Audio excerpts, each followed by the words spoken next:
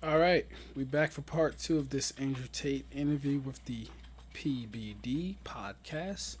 Let's get right into it, y'all. We back for another hour. Homeowner commitment responsibility, kids commitment responsibility. Last time we didn't talk about your kids. At this point, I think it's public video. Your daughter running to me, give daddy a kiss, all this stuff. Everybody knows at this point. Do you, when you're in jail, sometimes I sit there and I got books on my desk. I'm like 50 books behind, and I like to read. I know you don't talk about reading a lot, but I like to. I'm 50 books behind. But I bet if you're in a place where you're in jail, you're forced to think. You're forced to, Andrew, you don't have the phone, you don't have the computer, there is no emergency podcast. Go away and think. You're sitting there, you're like, okay, family, kids, you know, what it's really all about. Those decisions, when you think about your kids, does it influence you to say, oh, what are you doing this? You know, why are you going through all this stuff? Maybe you got to make some changes in your lifestyle. And if yes, in what areas? Or does it say, no, double down even more because I'm fighting for them? And that's a really interesting question. I'll start by saying how thoughts in jail are different than thoughts in the outside world, because this is actually an observation I had. In the outside world, I don't think you carry a thought for very long that you don't want to carry. You can sit and think about something if you want to, but if you don't want to think about something, you just get your phone out. Something pops in your head, or you get your phone out, distract yourself, or you get in your laptop, or you call someone, or you do something, right? It's not very often in the real world. It's not very often in the real world you have a thought you don't want in your head, and you have nothing to take it away. You have no phone, you have no outside interaction, you have nowhere to go. What a perspective. Nothing. You're just stuck with it. You're stuck with that thought. So there were times in jail where, for the first time, like I have a lot of mental control, but there was the first time ever I'm battling with my own mind saying, I don't want to think about this. And I put another thought in the way. It was on the door. It was knocking on the door all the time. And this is for weeks. Because every day is the same. You never get the outside interaction. And you also, what made it worse is, you never get the answer. You know, like the open loop. If you ever say to somebody, I'm gonna tell you something, I'll tell you later. And it bothers them. That's what jail's like, because you might think of something, doesn't matter what it is. I won't say what my thought was, but I'll give you an example. Let's say I thought, when did Constantinople fall? What year? I can't just Google it. I don't know.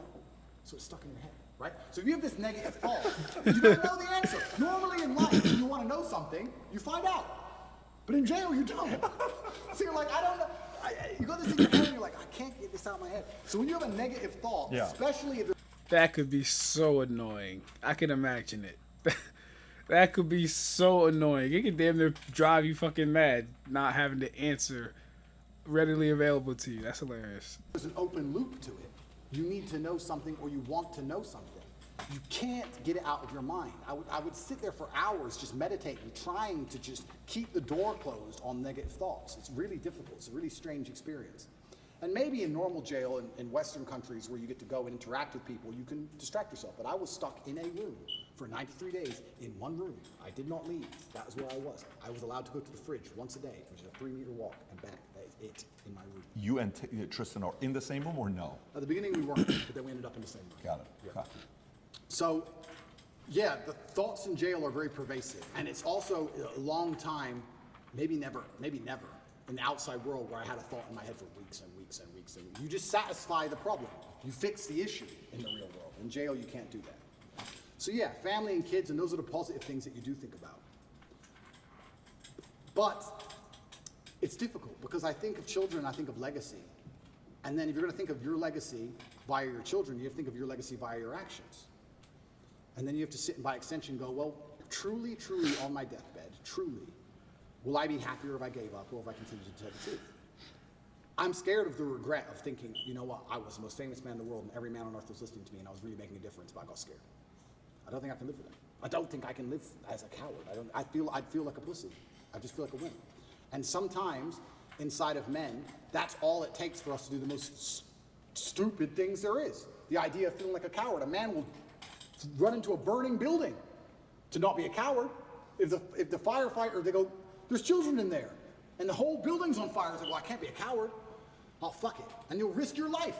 It's something that's built inside of us, honor and pride. It's something that should be. It's what they're trying to take away from us. But it's what used to be built inside of men. And I just feel like I can't give up. I know what I'm doing is good. I know what I'm teaching is good. I know that people don't like it, but I know I'm not teaching anything that's bad. And yeah, I want my children to be happy, but I have daughters too. And how do you make sure that your daughters are secure and have a good future? Well, I think you do that by building good men. How else do you do it? My daughter is mine now, but she won't be mine forever. She's going to marry somebody. I like the idea of her marrying a good man with honor and principle, a man like me. I don't want to marry some idiot. So they call me a misogynist and I'm anti-woman. I'm pro-woman. The best way you can improve the lives of women is make men, better at being men.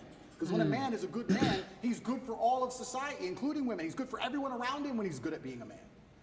So I feel like I'm helping them as well by extension. And it's difficult. And yeah, I can't say with honesty that I strongly considered giving up. It never crossed my mind. It was there for a second. Do I need to do this? And after like half a second, it was like, yeah, I do. I don't know why. I can't. It doesn't make logical sense. So kids didn't influence it one way or another? Kids made me want to do it more. Kids made you want to do it more? Kids made me want to do it more. Got it. I look up to my father as a hero, and I would hate for my sons to look up at me and not see me as a hero. Because that's how I believe you should see your dad, as a hero. And I feel like and you're not a hero without an enemy, and you're not a hero without a fight. Did they ever try to, and by the way, I don't see this working effectively at all, but did they at all try to come in between you and Tristan, or you and the two girls, or the two of you and them? Was there any manipulation and divisiveness going on there? What about these stories that came out that you've got cancer and lung cancer, and then you were poisoned, and these matrix attacks? Yeah, so are you planting these stories? No. Are they making these things up? No, so the cancer thing is interesting because by Romanian law, every 30 days to extend the arrest, there has to be new information. They can't extend the arrest based on the previous information. So they put together all this garbage case and arrested me for 30 days. To keep me another 30 days, they have to find something during that 30-day arrest period to keep me for the second month. But of course, there's nothing to find. So when I was having medical scans in Dubai, a dark spot was identified on my lung. And I had follow-up tests booked for February. So after the first 30 days, I called up my PA and she said, "Are you coming to Dubai?" I said, "Well, yeah, if they let me go at the end of these 30 days, I'll come to Dubai for my medical tests." They took that conversation and shown it and used it in court, saying I'm trying to flee the country and trying to escape the judicial system as motivation for the second month's arrest. And the judge agreed and locked me in jail because I said that I would go to a medical appointment if I was free. And they used that as proof I'm trying to run because they had nothing else. And the judge agreed it for some reason and kept me in jail. Then everything in Romania leaks. So it leaked that I had this medical thing in Dubai, I had a problem with my lungs. And then there's a hospital here, and I decided to go to the hospital here and have it looked at, because although I was not concerned, I thought, you know what, although it's difficult to do procedures in jail, I have time for once in my life. So I decided to go to the hospital here in Romania, and Romania does have some private healthcare, which is actually very high quality. It's not as poor as people think it is. And I went to a private hospital, and I knew it wasn't cancer. I knew it wasn't. I sat down with the doctor and said, "We're really concerned about this dark spot in your lung." I said, "It's not cancer." He said, "How do you know?" I said, "That's just not my life path. It's not my story." You told him that? Yeah. The doctor was like, "Okay, but we have to investigate." I said, "We can investigate, but it's just not my story. It's not cancer. I have 0%. When BBC came, did you have guys like watching every move they were making? You had to almost put like one-on-one, right? Somebody's watching everything they're doing. Everything. You have to do it, right? You can't be, you have to be overly paranoid and skeptical with these If they guys. want to hear about, Ricky Tang's crime lord, if they want to hear more about the crime syndicate in Hong Kong, I can tell them all about it, because Carter and Lee is going to get it under control. Yeah, this is the thing. This is actually a really interesting point, which I'll go into before I get into the lung story. So I went to the doctors here. In Romania, everything leaks. It leaked out to the press. I had this mark on my lungs. I was supposed to go to Dubai. They denied me going to Dubai. They said that's enough reason to hold me and keep me in jail, which is absolutely insane, all because I had a phone call about a medical procedure. It's crazy. But they were always going to keep me anyway and find some reason. I went there. I had a bronchioscopy. Have you ever had one of them? Bro. I wouldn't call it painful, but it's certainly horrible. So they put a camera in your lung. So it's down your throat, but it's in your lung. It's not down your throat. It's into the airway. So you're trying to vomit and you're trying to cough, and you can barely do either, and they're moving this camera around inside. It's extremely unpleasant. It sucks. I had it 3 years ago in Dallas for the whole allergy thing. Did you have a bronchioscopy? Yeah, they had to knock you out. It's terrible. Yeah. You've had the Yeah, same procedure. absolutely. Were you awake or asleep? No, they gave me anesthesia, so I was asleep. Oh, bro, here. What were you? I was awake, Yeah. wide awake. Yeah. Oh, I was wide awake. Sounds exciting. Yeah, they gave me this, they tried to numb your throat a bit, and then they gave it to me. and the doctors all around me. It's kind of interesting because when something is in your mouth and you're choking, you want to grab it, right? So you're on a chair and you're like tied to the chair, so you can't move your hands. So you're like tied to the chair and you're like this, and they put this thing down your throat, this camera, and you're trying to vomit and you're trying to cough, but they can't move the camera when you're coughing. So even the armed guard who took me, the police officer, the guy, he was in the corner of the room, and even he was, I could see on his face, he was like, fucking hell. And I don't even want to reenact it because it's probably so horrible to look at, but you're just like you're trying to vomit, you're trying to cough, you're like, your face is bright red, you can't breathe, and they're like, stop coughing, stop coughing, stop coughing, and you have to try and stop coughing for like 2 seconds so they can adjust the camera a bit. It's the worst 20 minutes of my life, it was horrible. They finish that and they go, okay, well the good news is there's precisely 0 smoking damage on your lungs, and your lungs are perfect, but the lesion, whatever it is on the outside of your lungs, it's not the inside of your lungs. You couldn't see anything. So I completed that procedure, went back to jail. That was a nice evening. Horrible. Anyone with bronchioscopy, yeah, go to sleep, don't stay awake. Horrible. Then they said we have to find it, we have to get a biopsy from the outside of your lungs. So we have to put a needle through your back, a needle like this long, through your back, through your rib cage, to your lung, a CT guided biopsy it's called, and take a piece of it and then pull the needle back out and then do a biopsy on the piece. Now, they're like, this is an operation, do you want to have it while you're in jail? Because the bronchioscopy wasn't much to recover from. I had a really sore throat, whatever. But this is an operation, do you want to have it while you're in jail? And I was like, well, why not? I'm in jail, I have time. I can't recover, but I have time. So I went for my CT guided biopsy. They put you on your front, they show you the needle, it's like this long, and then they stick it in you, and then they scan you with the biopsy, and they try and see where the mark is, and they adjust the needle, and they scan it. It's like 30 minutes of them shoving this needle in you, trying to get to the right point. And eventually they did the biopsy, and they said, yeah, it's benign. It's some lesion I might have had from when I had pneumonia when I was a kid or something. It's benign. And as I told you, I knew that cancer wasn't my life path. I knew it wasn't. But obviously rumors spread like wildfire. Wildfire. Everybody in the States. Especially because I smoke all the time. Right. But it was actually very refreshing to hear I have 0 smoking damage on my lungs. 0. I was like, there's 0? I mean, I'll accept a little bit. I'll take a little bit. But I think it's because I train every single day. I work out every single day. I train hard every single day. And I think, you burn it off. A couple cigars here and there are not a big deal. It's not cigarettes. I think cigars are better than cigarettes. I also believe nicotine is a super drug, so I'm not going to stop. I think nicotine and caffeine. A super drug? 100%. What does that mean? Nicotine and caffeine are what I run on. 100, that's all I run on. Coffee's for closers, bro. Tell him. I'm the only one that drinks coffee between the two of us. Oh, really? By the way, you know who talked about nicotine? Tucker Carlson talked about nicotine, right? Have you seen that when he talks about nicotine where he starts his day off with nicotine? Fire, 100%. Fire blood. I have about 10 to 15 cups of coffee a day and 2 or 3 cigars a day, and I only eat once a day. Damn. It's funny because people look 10 at to 15 cups of coffee a day minimum. That's crazy. Wow. But you don't do drugs. 0 drugs. You'll have Come some on, alcohol Andrew. once in a while. I used to. I haven't had alcohol in 9 months. I've quit. But you're running on caffeine And nicotine. It's funny because people look at my physique when I put pictures up and they're like, what's your meal plan? I'm like, bro, cigars, coffee. Coffee and cigars. Coffee and cigars. I eat once a day. What time? I eat dinner only. That's it? Only eat dinner and 8. So you do intermittent fasting for Every day. 18 hours? What? Yeah. And 80 to 90% of my calories are meat. That's it. I'll just have like 3 steaks for dinner. Now, how much of that is genetics? How much is that like? I'm not sure if it's genetics, but Yeah. that's just how I feel best. I feel best when, if I smoke and drink coffee all the time, I feel hungry, which motivates me, and I feel energetic. It's energetic hungry. That's how I like to feel when I'm working. I want to be hungry. If I eat, I'm tired. Life's too good if I eat. I'm in my mansion, I've just eaten. She's beautiful, I'm going to bed. No, but if I don't, yeah, but if I don't eat, I'm like, maybe, I wouldn't say angry, but I like to have that tinge of irritableness. Does that make sense? I don't know, maybe I sound crazy. It's how I get things done. It's how I get life done. It's just 12 how I... cups of coffee a day, 3 cigars, and you eat once a day. How the hell do you operate like that? Yo, that is absolutely hilarious.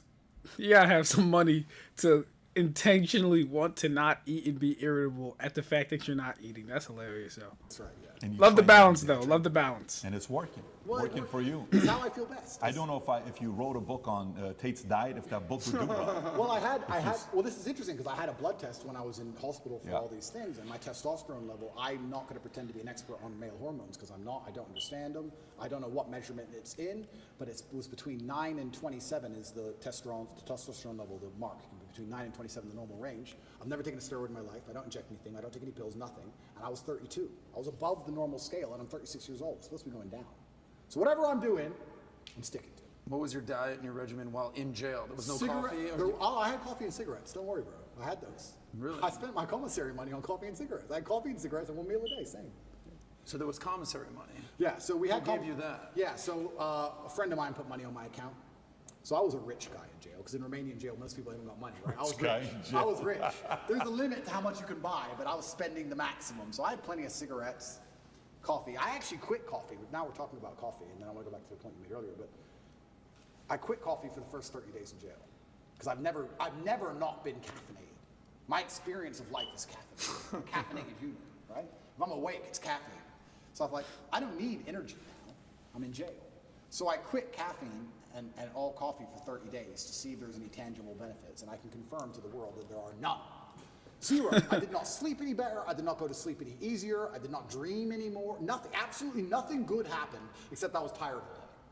It was garbage. I was like, give me my coffee back. I went back to my 15 cups of coffee a day. That's Reaffirmed your pretty wild coffee. to have that much coffee. Andrew The last Tate, time I the drank coffee caffeine was 25. We junkie. have one friend. Literally. We have one friend that drinks almost as much Mario coffee. drinks Mario. as much as Shout you. out to And by the way, Mario. everybody around me loves coffee. This nigga like Including Sherlock my 11-year-old Holmes. son, Tico.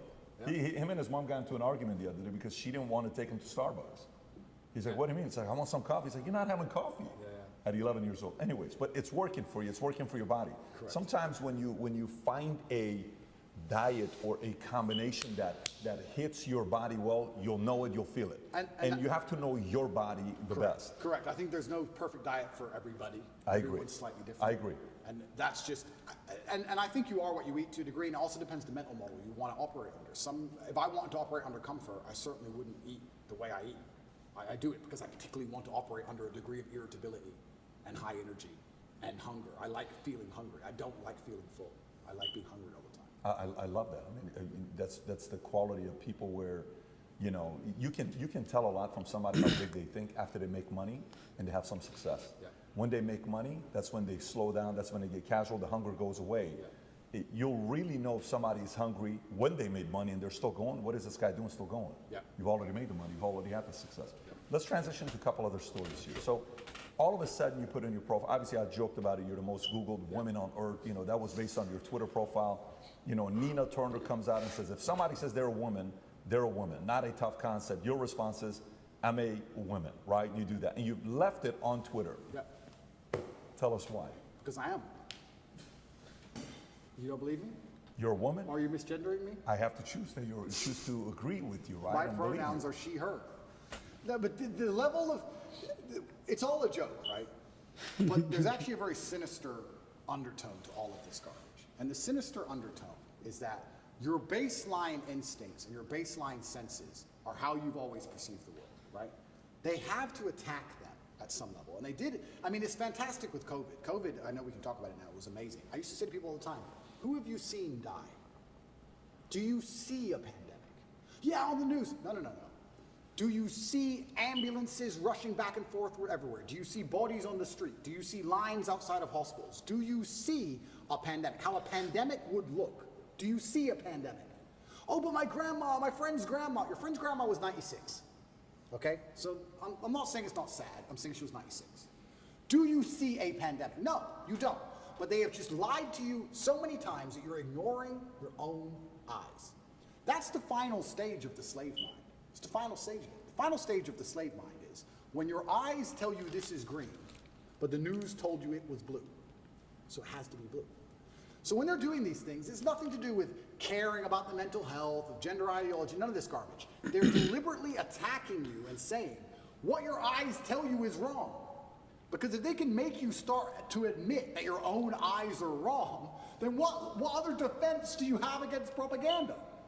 If they're going to give you a lie, but your own eyes can't protect you, well then it's over, isn't it? So all of these things they're doing, all of these things are a deliberate assault on the senses. And they do it by controlling the language. If you control what someone says, over time, you'll control what they think. You don't think what you don't say. It's very hard to live a life for 8 years, if you're lucky, and think things and never say them ever. If you think it, you're going to say it sometimes. You're going to give the idea, get some feedback on the idea, build on the idea, change the idea, whatever it is, through discussion. If you never, ever, ever discuss it, you're not going to think it.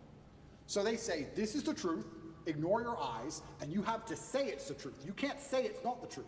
And the people who are in charge of the world, they think generationally. They have time. Right now, it's 200 years from now, it won't be a joke.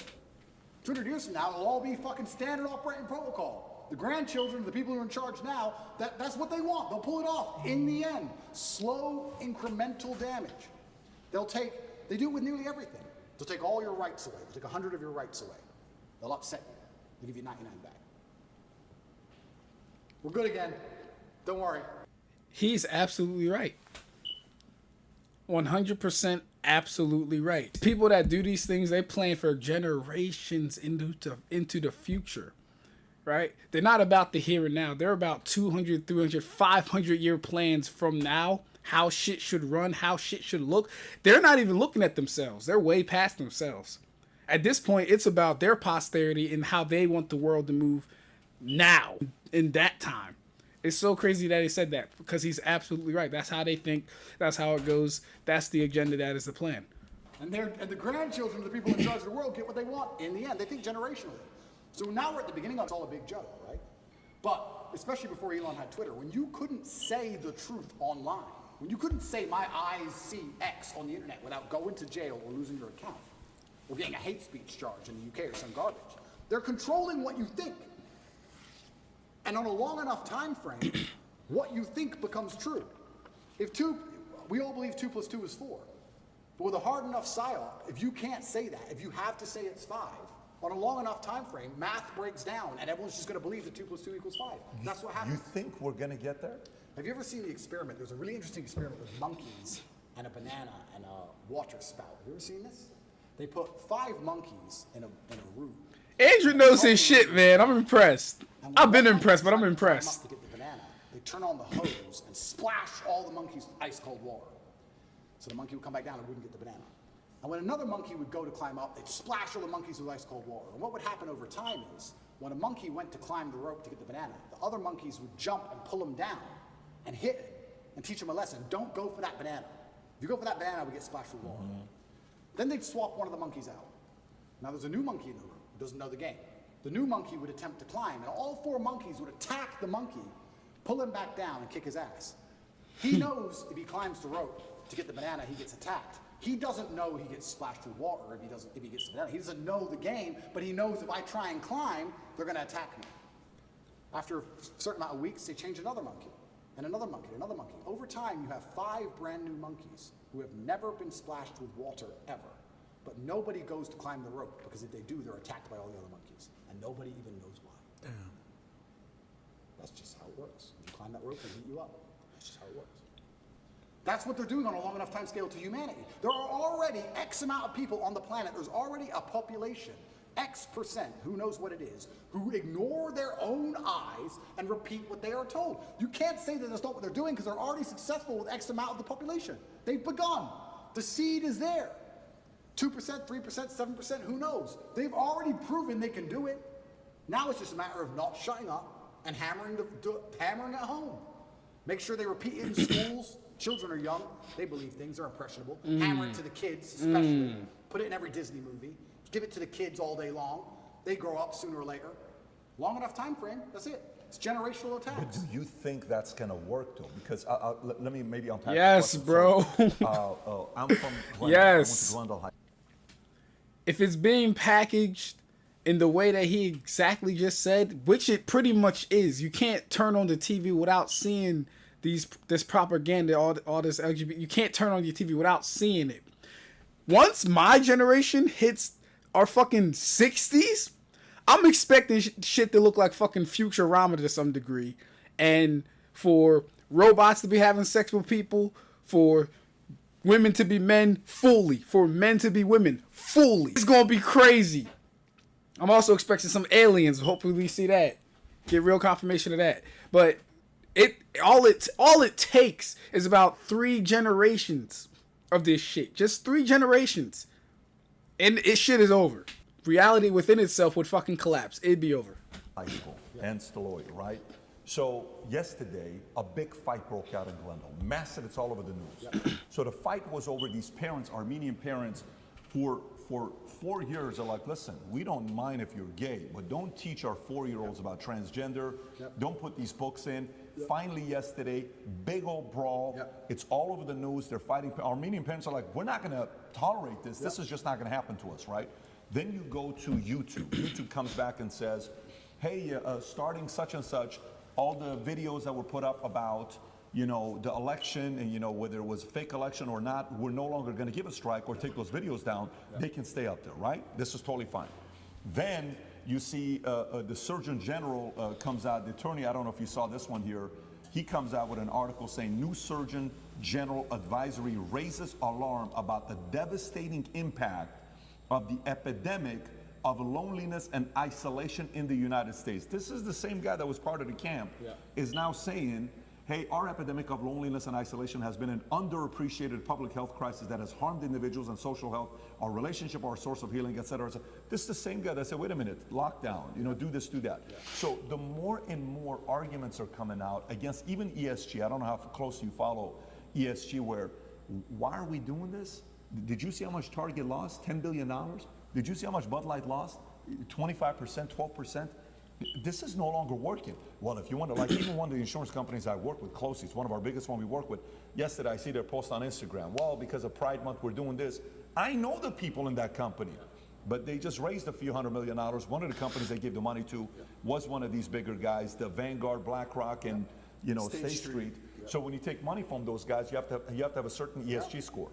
But a lot of people are now saying this is not a proven formula that it works. Stop doing it. So do you think guys like you, who are maybe in business, who are maybe in church, they're saying, Pope, what are you doing? What are you talking about? Who are maybe in the Christian church, who are maybe in different denominations, they're in the military, sitting back saying, I didn't sign up for this. So meaning successfully, do you think these guys will be able to manipulate their agendas down everybody's throat, or there's going to be certain people standing up? Well, certainly I'd like to believe that the tide is shifting and we're starting to get some degree of victory against the matrix as a whole. I do believe that the public sentiment is shifting.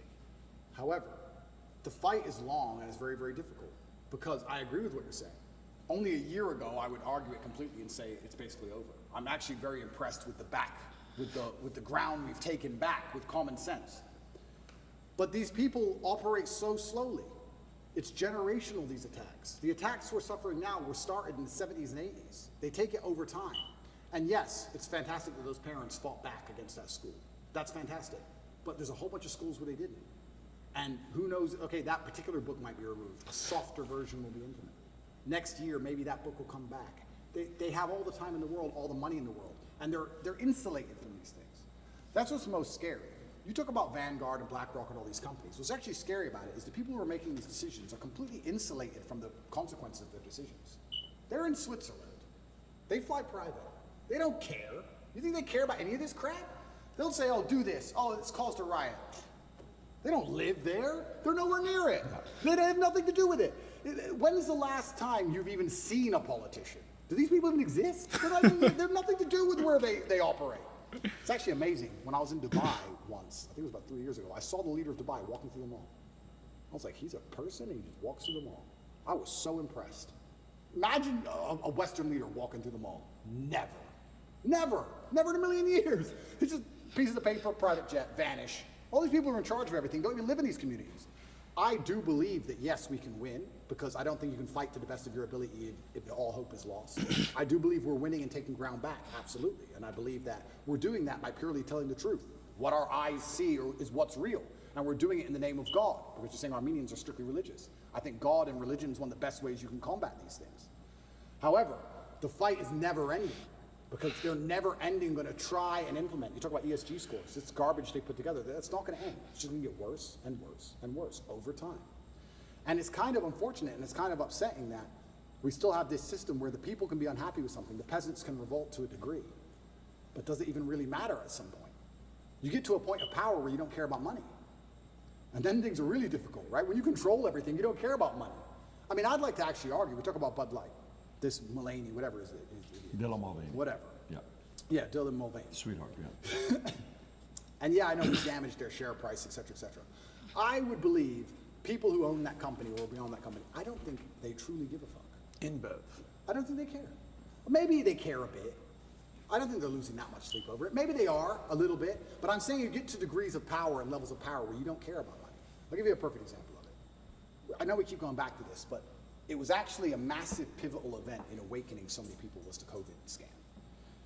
I said this multiple times in many different countries I visited. I said, if they cared about it, they would have left everything open, maybe put a tax on everything, extra tax percent, whatever, and built hospitals. Why didn't they do that? Why did they lock you all up? Because it's a mass compliance exercise. They want you to comply. They don't give a shit about your health. They just want you to comply. They want to test how many people comply. And people were saying, yeah, it's all about money, it's all about profit. And I said, that's actually a very optimistic way to look at it. I think that if you destroy the economy and lock everyone in their houses and destroy everyone's businesses, you don't care about money. You're beyond money. You're above money. You want power and you want control. Because once you become actually rich, you learn that the world is all just about people. Right? The best things in your life are people. The best things in your life are family. The things that make you happiest are your friends. Your life experience is the best if you have good team around you, good assistants, good helpers, good staff, whatever it is. It's all about people and controlling people. What do you want money for? To get other people to do what you want. That's all money is. I want a Lamborghini. I can't build one. He can. I will pay him to build me a Lamborghini. It's all about people. So once you get beyond a certain level of money, and there's a certain level of control you want that money perhaps can't buy, then you think, well, I don't care about the money. I want the power. I want money. I want them to stay in their houses. Why? Because it says so. I don't have to. They have to. That's crazy. It's funny. And I've said that and sat with people and said, do you really think people in charge of the world are so petty that they would lock everyone in their houses so they can laugh? I say, yeah, I actually do. I think if you were born into a wealthy family where money has precisely zero value, and you are arrogant to the moon because you're this whoever, and you believe you're God's gift, and you don't, a Ferrari ain't gonna make you happy. Who cares about Ferrari? Ferrari's free. It's pennies. You don't care about any of this shit. What makes you happy is everyone respecting you and being afraid of you. To a degree, you're going to try and influence some power and fear. I think that's what it is. So I think a lot of these companies, when they're doing these things and they're upsetting people, etc., yeah, it's good that we're fighting back, but I also think part of them enjoy the show. I think part of them genuinely enjoy the show. I think part of them go, you know what? Let's do, this is insane. Let's do this. Ah, they're fighting. I really believe it. I know it's a pessimistic way to look at it, but I think they enjoy the show apart. I don't disagree with you in regards to that. I can see that how, you know, you see it in movies or scenes where, you know, condescending, arrogant, you know, and they kind of want to, they enjoy bullying the guy that can't help himself, right? Hey, do this. Hey, clean up, pick this up. Look at this. He'll do anything that I need him to do, right? I fully believe that those types of things exist. But, man, empires have fallen so many times because they thought they can get away with murder. And then eventually people said, listen, stop. You're not going to do this to me anymore. We're not going to take a stand. And typically when that happens, you said it earlier, you know, what is really what's going on in Glendale or some of these other cities that people are protesting? Why is there an organization called Gays Against Groomers? Gays Against Groomers? What? What are you doing? He says, man, I just wanted to be gay and leave me alone. I'm not trying to be, you know, grooming kids. That's not my job. I just want to be gay. Leave me alone. We've made so much progress. These guys, I'm not that guy. I'm not this person, right? So I think the part that they fear the most, if you read Communist Manifesto, there's a book written by Cleon Skousen. I think he was like a former CIA agent for like 15 years. He wrote a book called The Naked Communist. One of the things he talks about how getting rid of God, well, they're succeeding in that area, but not fully yet.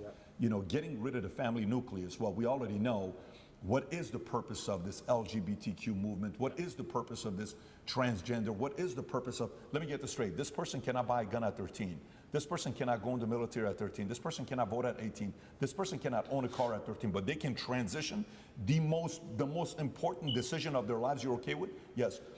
Now, that doesn't make sense to me. That doesn't make sense to me. I think you said something at the beginning, the concept of being tolerant. You know what? Yeah, it's okay. We can have gays. Oh, it's okay. We can have this. It's okay. Listen, man. You cross the line a little bit. I think faith, family, kids, values, principles, they fear the hell out of it. Absolutely. And I think that community is rising up. No, you're totally right.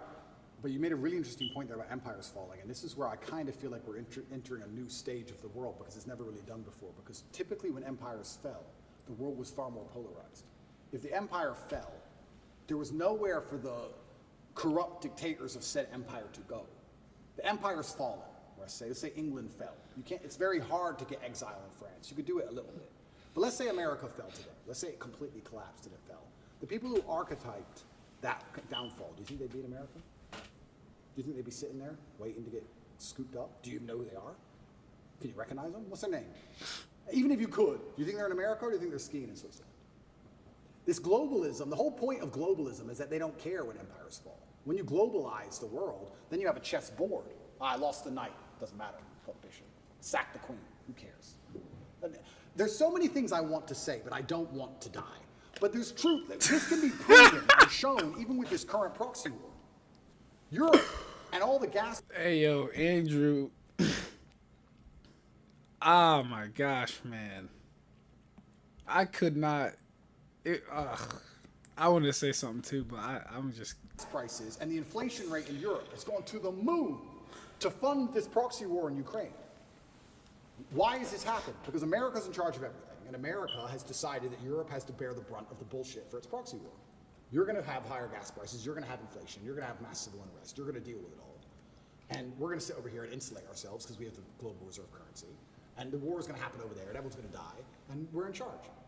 So now we have this globalism. How can an empire fall when you have basically two camps?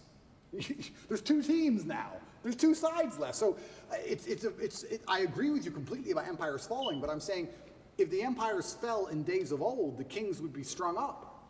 But now when the empire falls, nobody notices. It doesn't matter. We don't know who the kings are. We don't know who's in charge. We don't know where they are. They're not going to be anywhere near the trouble. That's for fucking sure. They're just going to be somewhere else. Oops. Oh, well. And do they really care? Do the people in charge of the world care if America's crime rate goes up 1,000%? Would they lose sleep at night? I actually think they do partially, because think about it. So I'm with Andrew Schultz, and I'm taking your position with him. Yep. Okay, you know who Andrew Schultz Yep. is? Good guy.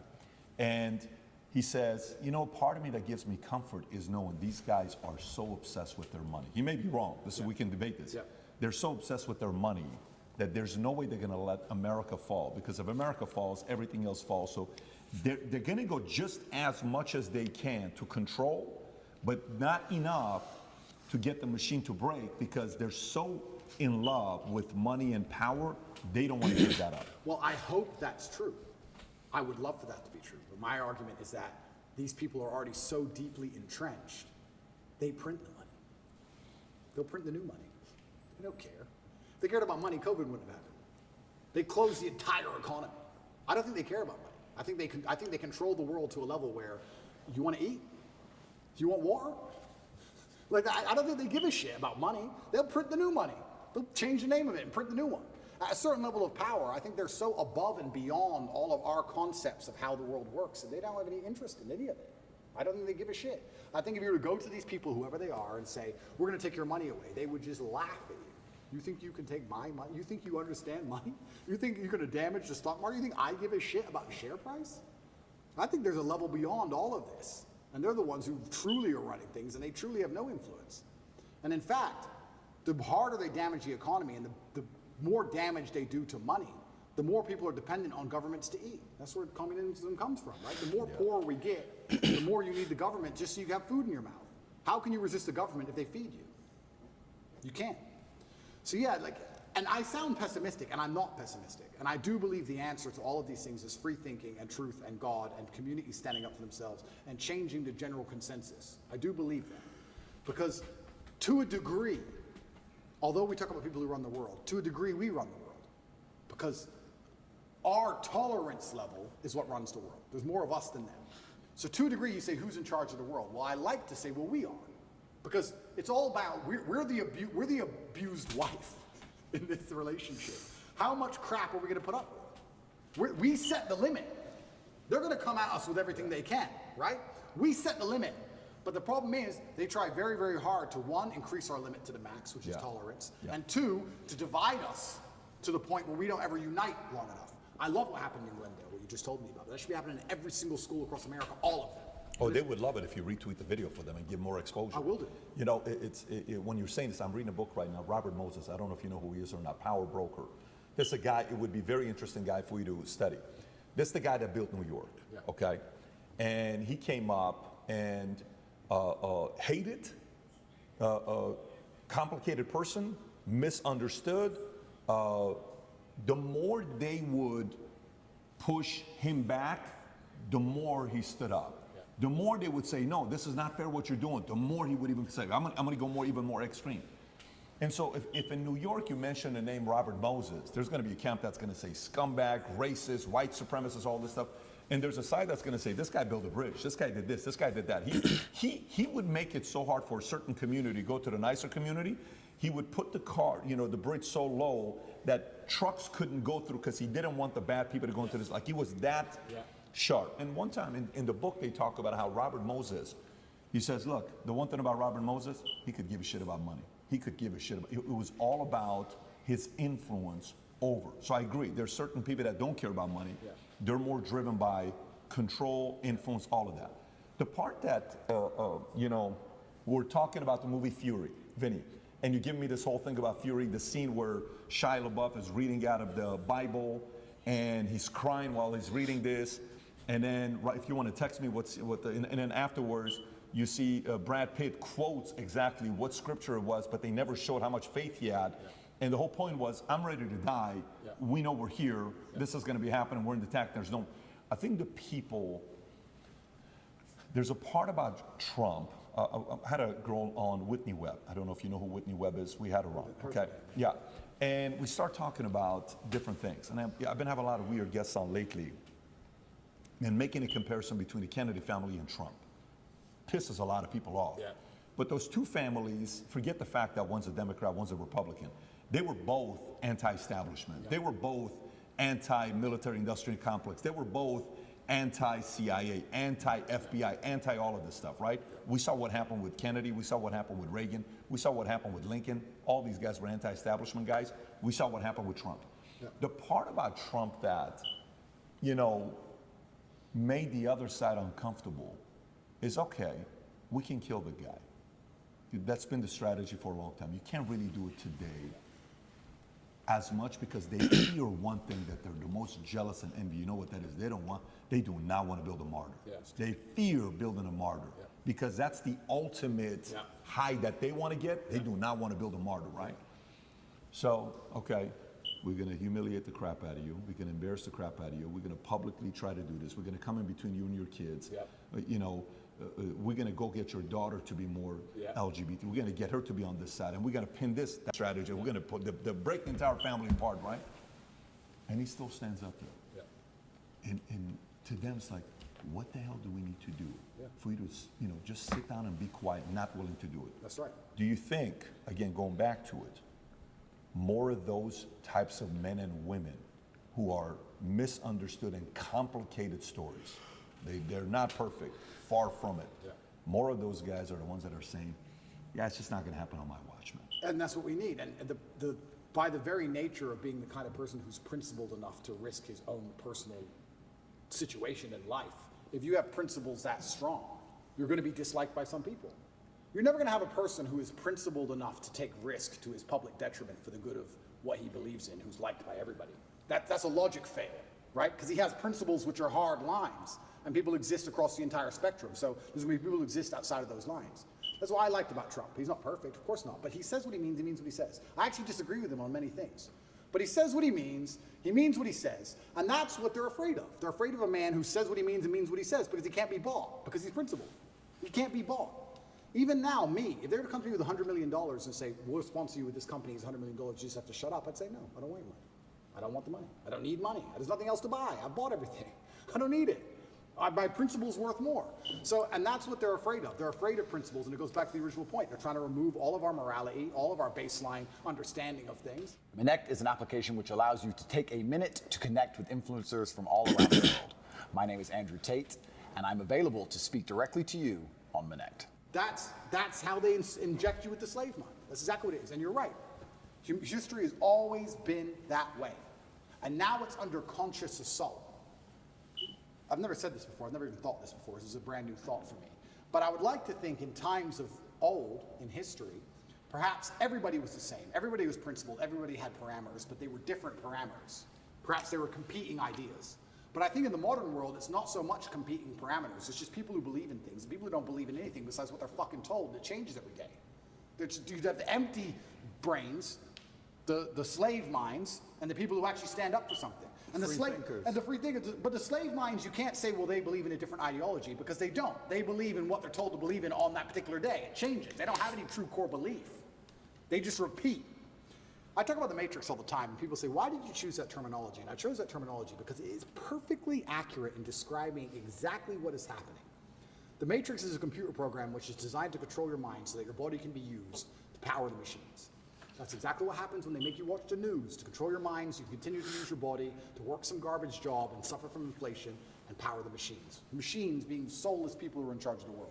But there's also a million other different ways you can compare the Matrix to the real world. In the Matrix, they say anybody can become an agent at any time. If their mind is not unplugged, they become an agent. If their mind is not freed, they turn into an agent. You can see that in real life. Mention COVID to an NPC. Mention Trump to an NPC. You can sit and have a perfectly cordial, normal conversation with somebody for an hour and be fine.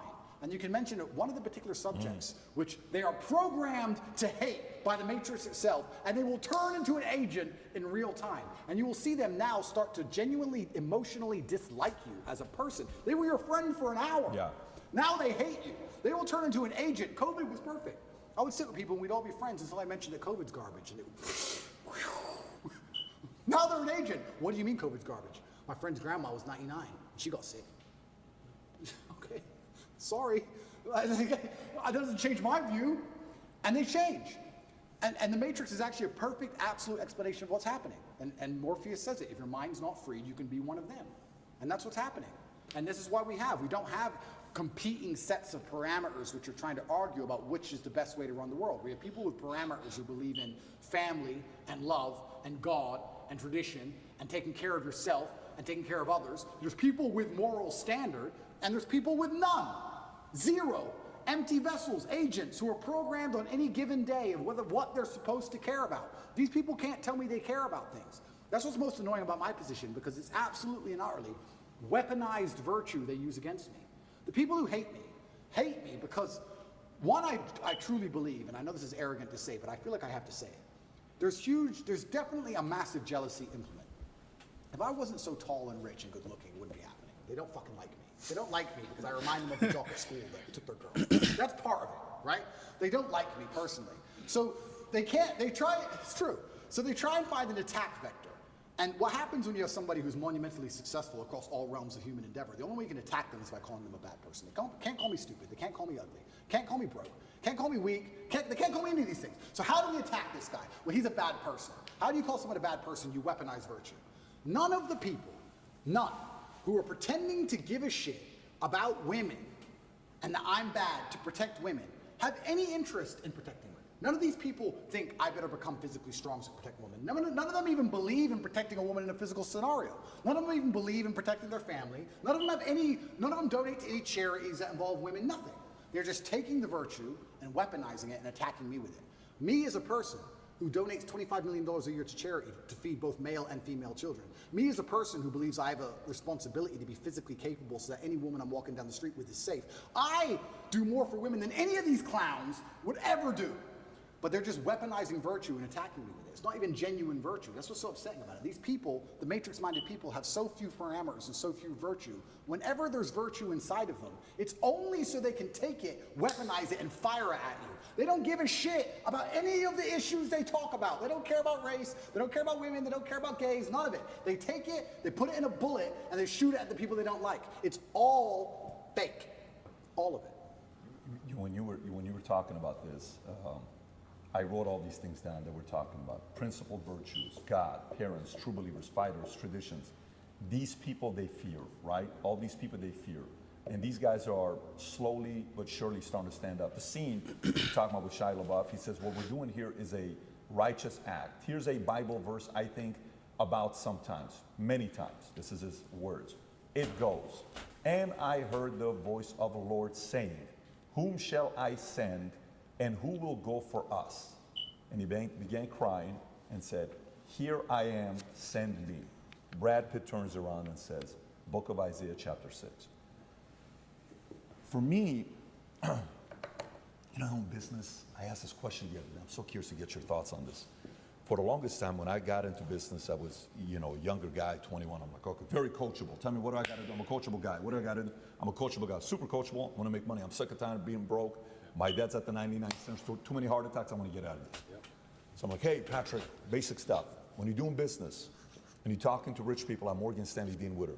Never talk religion. Never talk politics. Never talk sex. Just don't talk about those three things. I said, okay, guess what? Never talk politics. Never talk religion, never talk sex. No problem. We're going to business. So what do you think about the political climate today, Patrick, David? Oh, what do you think? Well, I think this is, but what do you think, Patrick? I don't know, quite frankly, I think I'm trying to figure it out for myself right now, but we'll see what's going to happen, like, whatever way you're deflecting and you kind of go on your phone. Hey, what do you think about God? What is your opinion on Islam or Muslim? Well, for me, you deflect that. Eventually you're sitting there, you're like, the people that I know at that level want to talk about those three topics. Yep. Now, sex is maybe off camera and they're kind of having fun with it, but they want to talk about politics and religion. Yep.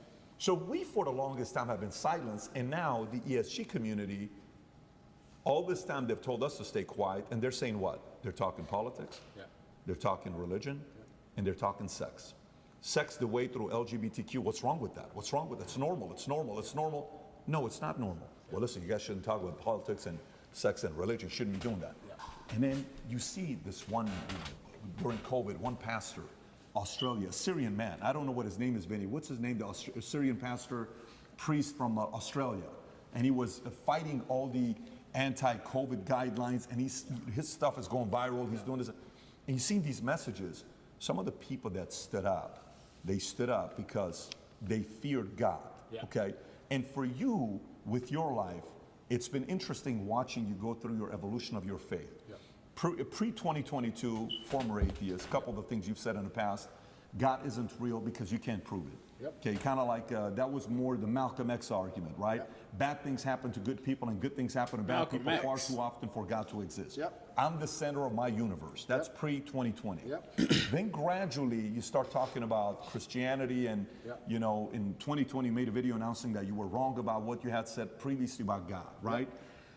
Now you start saying people who are atheists are angry, bad energy people, and I don't want to be on that team anymore. And even if God is not real, the world is a better place if people do believe in God. I know God is real because there's so much evil in the world that there has to be an equal and opposite force. The devil can't exist if God does not. And if you look at the world today, it is very obvious that the devil does not exist. And I'll go to the last one here with Muslim. Quotes from you. Christians don't have a religion anymore because they tolerate everything and stand for nothing. And by the way, I actually agree with you, the fact that they're tolerating way too much. Islam is the last religion on the planet. God is something to be feared, respected, and to prove yourself to, which means you got to earn his right. It's hey, I want to earn your right and your respect, right? How did you go, if you don't mind talking about your own evolution? Because us as men, if you knew me at 25 years old, you probably would have liked that party with me. I was a selfish guy. I was a guy you would have thought I was, right? And we go through this phase of where the selfishness kind of comes down a little bit. You still need to be selfish because you need to be driven, but to the point where you're like, listen, man, I got to really do something. And then somehow, some way, God enters. What's been your evolution of your faith, and where are you at today? Yeah, I think Newton's, it's third law, equal and opposite force, what you just said there is absolutely true. There has to be an equal and opposite force to all the evil in the world. And the equal and opposite force to all that evil has to be God. And I've talked about this at length even with atheists, and I try and say that regardless of whether you're an atheist or not, you're thinking of God as a man in the sky, but you need to think of God as a concept as a whole. And once you do that, it's impossible to accept that he doesn't exist, right? I said to the atheist, I said, let's say there was two islands. They're shipwrecked, right? And there's two islands. Both of them are full of savages. On one island, you and your friend are shipwrecked. On one island, your friend goes and he crashes and they kill him and they eat him. And you go to another island and they want to kill you and eat you, but they don't because it's against their religion. Did God save your life? Who cares? Who doesn't even know the name of their God? But their God said, don't kill shipwrecked survivors. And now you're alive. So their God saved your life. The concept of God in and of itself saved your life. You owe God. The concept of God. Man created that concept, though. Beautiful analogy again. Very smart. But most of people like me would pose that man created God, the concept of God, so that we would have something to reflect on and pay homage to, in a sense. Beautiful analogy, though. That was dope. Just for the concept of it, the idea of it. So even the idea of opposing evil as a whole is a belief in God. So you're either an evil person or you believe in God in some regard. And then once I understood that there had to be an equal and opposite force, I was raised Christian. I live in a Christian nation. Romania is actually, I think, the second or third most Christian country on earth. It's a very Christian country here. It's churches everywhere. They strongly believe. And that's where I began my journey, but I always had a very healthy respect for Islam because I understand that to a degree, to have a religion at all, you have to have an intolerance, to a degree. Because without an intolerance, you don't have rules. You don't have laws. You don't have any, like you said, you have to earn God's respect. If you're a religion which is tolerant of everything, then you don't have to earn God's respect. You can be a bad person and do bad things. God loves me, so it's fine. Well, no, it's not, because that's not the point of the religion. So then you extrapolate that out, and I was sitting and thinking, well, what's the primary function of a religion? And the primary function of a religion, I don't believe is the religion exists so I can live forever. I mean, that's a nice thought.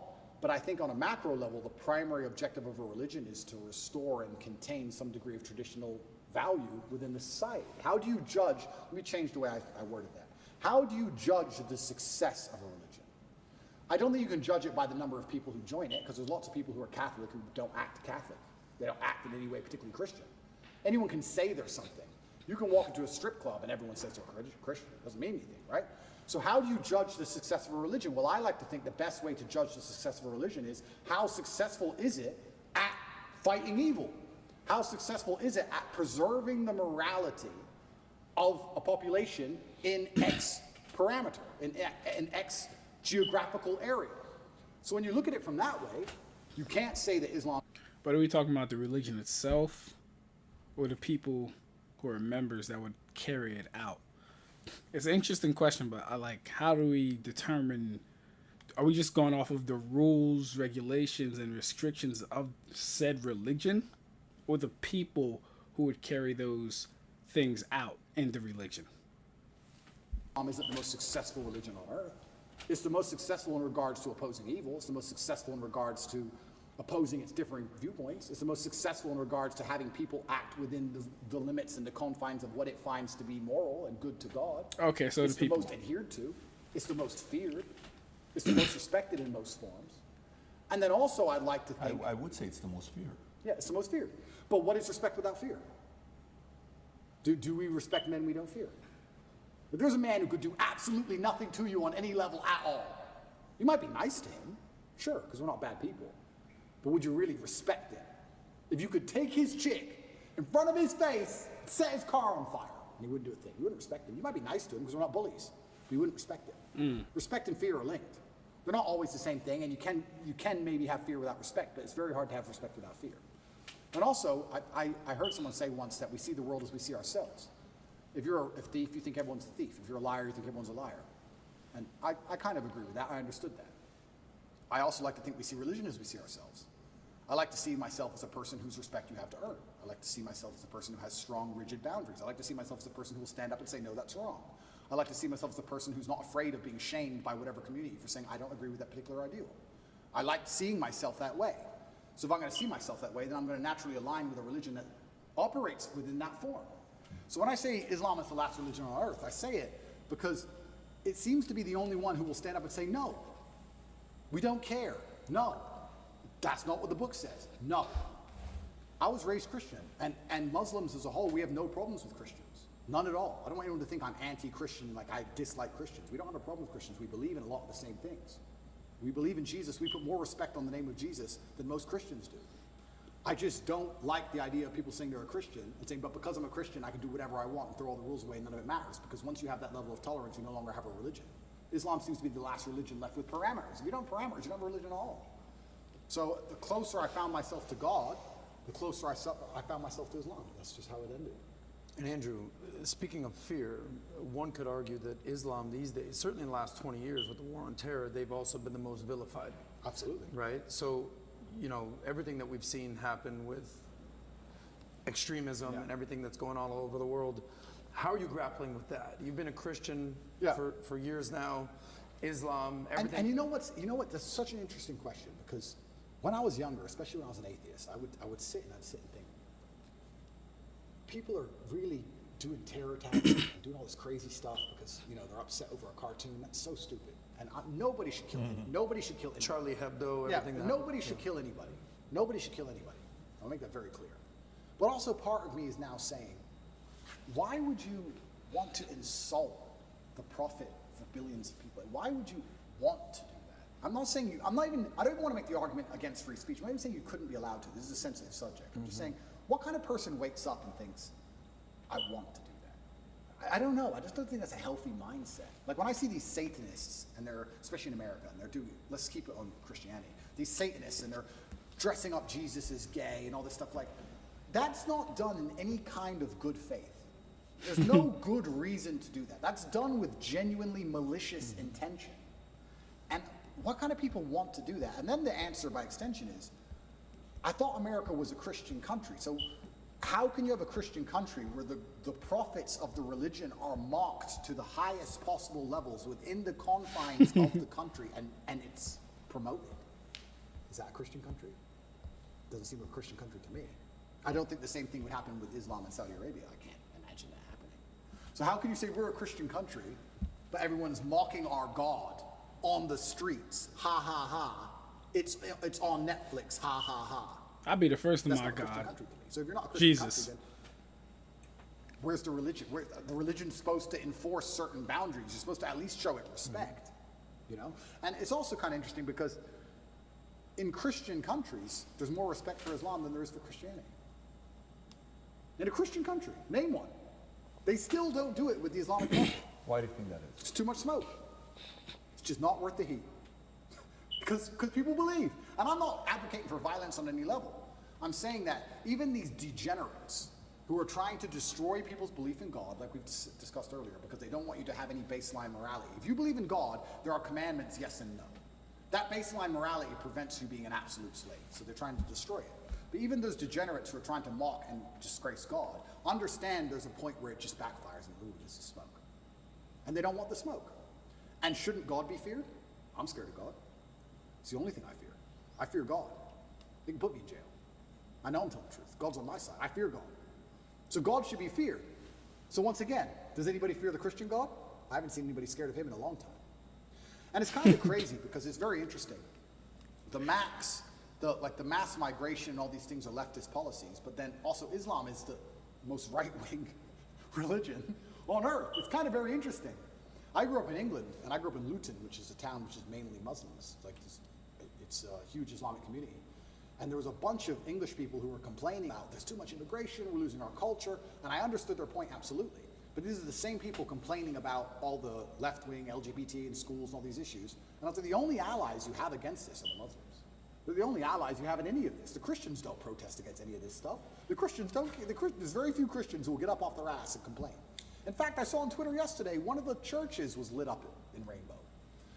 I have nothing against gay people. I don't care. And that's actually another point. Andrew has nothing against gay people. We're going to end it there.